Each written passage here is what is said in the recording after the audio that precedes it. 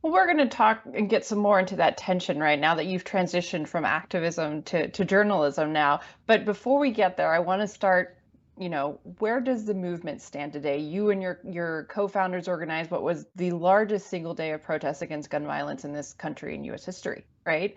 So where do you see the movement is today? I think the movement is in a really interesting place. I think it's in a great place. First off, I admire everyone who's out there still doing the work.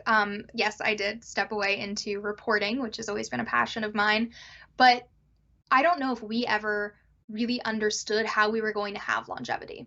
That was a big concern for us, but it was also, once again, a symptom of trauma. Can't really look into the future at all. So we didn't have the ability to say, where will we be 5 years from now? Our goal, of course, was to not have to exist 5 years from now. And unfortunately, we're not there yet because that's not how change happens. Change has to happen, you know, with a constant fight and a constant push.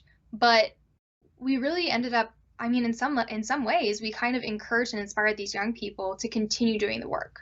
So a lot of my peers went off to college. A lot of them are pursuing careers in politics, but even more are not pursuing careers in politics.